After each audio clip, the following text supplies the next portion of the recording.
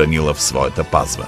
Следващият главен град на България по време на Първото българско царство е Преслав. Това е мястото, което Борис I избира за военен лагер, а Симеон превръща в златната столица на България. Преслав е построен на река Тича и през 893 година е обявен за столица на България. В епохата на българското средновековие той се превръща в един от най-красивите и величествени градове на Югоизточна Европа. Преслав има външен и вътрешен град и заема огромна за времето си територия от 3,5 квадратни километра. Външният град представлява неправилен петоъгълник, следва релефа и е добре защитен от местността.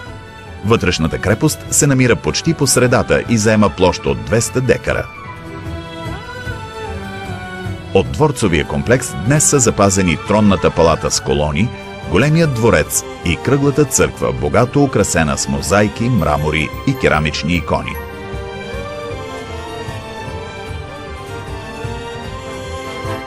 И двете древни столици са разрушени и разграбени от нашественици, но дори само по останките им може да се съди за монументалната им архитектура, тяхното някогашно величие и мощта на първата българска държава.